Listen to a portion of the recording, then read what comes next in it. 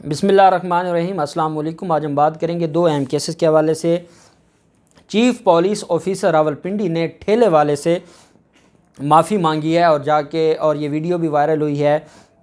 जिसमें जो chief polish officer हैं रावलपिंडी के वो माफ़ी मांग रहे हैं। क्यों माफ़ी मांग रहे हैं, बड़ी अहम तफसीलात हैं। साथ हम बात करेंगे डिफेंस में पैसे के नशे में धुत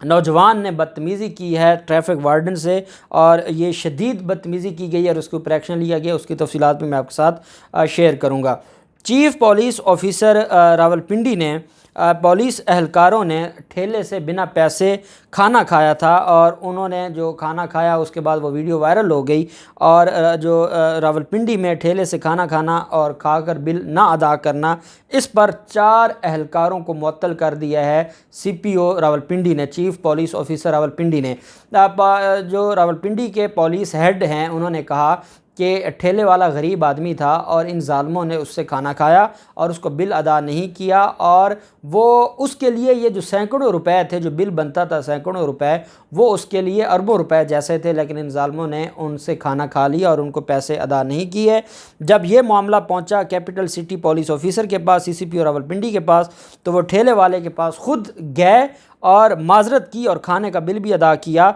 और जो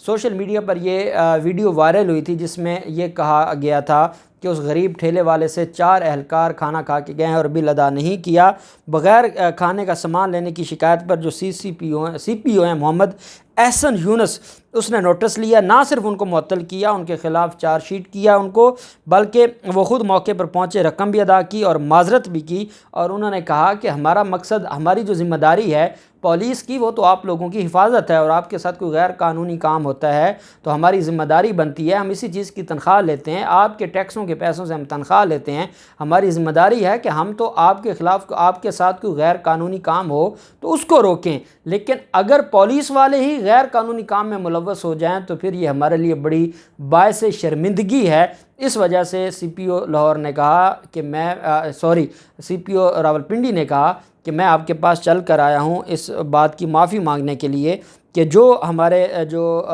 अफसरान, जो पुलिस एहलकारान ने किया है वो इंतहाई गलत है और इस पर माफ़ी नहीं मिलेगी। और मैंने उन 4 को मुअत्तल कर दिया है, उनके ख़िलाफ़ चार्जशीट किया है, और आपका जो हक़ है वो अपनी मैं जेब से अदा करूँगा, क्योंकि मेरी ज़िम्मेदारी थी कि मेरे कंट्रोल में जो पुलिस एहलकारान हैं वो कानून को अपने हाथ में ना लें या वो किसी का नुकसान ना करें, क्योंकि उन्होंने आपका नुकसान उठाया है। उनके साथ जो कानून की कार्रवाई है वो होगी, लेकिन आपका जो नुकसान है वो मैं मौका पर अदा करना चाहूँगा।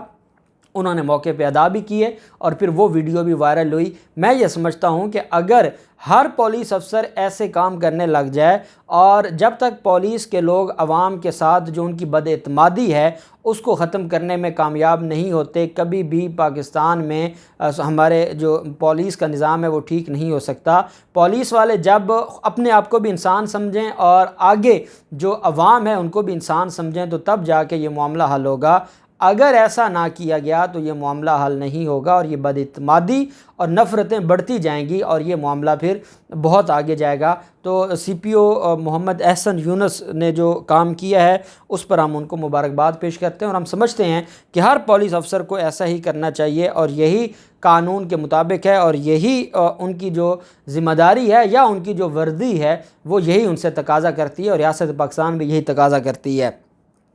फिर जो आए दिन हमारे मुल्क में जो ताकत का नशा है और पैसे का नशा है और उसमें धुत होकर जो नौजवान बदतमीज़ी करते हैं, आप देखें आए दिन डिफेंस हो, गुलबर्ग लाहौर में कहीं आप देख लें कि जो पुलिस वाले हैं उनके साथ बदतमीज़ी होती है, वार्डन्स के साथ बदतमीज़ी होती है। अगर वार्डन्स ने उनसे कोई बात पूछ ली है, गाड़ी रोक ली है, उनसे डॉक्यूमेंट्स चेक करने की बात की है, सीट बेल्ट नहीं बांधा उसकी बात की है, इशारा तोड़ा है, तो गुनाह हो जाता है। और उस गुनाह की वजह से ये जो अमीर ज़ादे हैं ये ताकत के नशे में इतने धुत होते हैं कि ये अपने आप को कानून से मावरा समझते हैं और ये कानून को अपने घर की लौंडी समझते हैं, और यही वजह है कि ये लड़ने पर आ जाते हैं, बदतमीज़ी पर आ जाते हैं। اب یہ معاملہ ہے،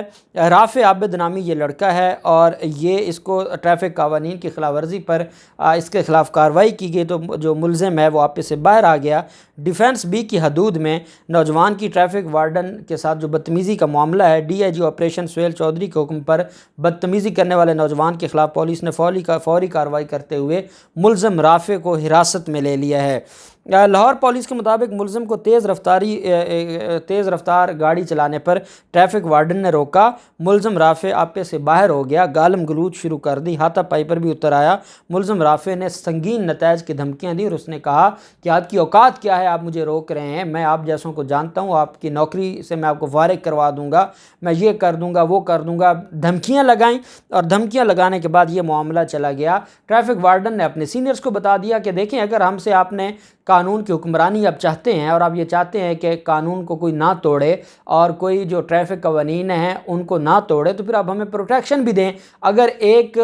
جو شریف زادہ ہے اور ایک لونڈا وہ آ کے بدتمیزی کر جائے اور وہ غلطی بھی اس کی ہو اور ہم جب قانون کے مطابق اس کو روکیں اور وہ ہمارے ساتھ بدتمیزی کرے تو پھر ہمیں بتائیں ہم کہاں جائیں۔ اس پر جو سی ٹی او ہیں، سٹی ٹریفک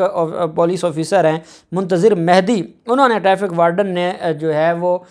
کہا کہ ٹریفک وارڈن نے دوران ڈیوٹی نظم و ضبط کا مظاہرہ کیا اور اس کی بدتمیزی کا جواب بدتمیزی سے نہیں دیا، وہ ہاتھا پائی کرنے پر اتر آیا تھا، آگے سے نہ کوئی تھپڑ مارا نہ اس کے ساتھ بدتمیزی کی،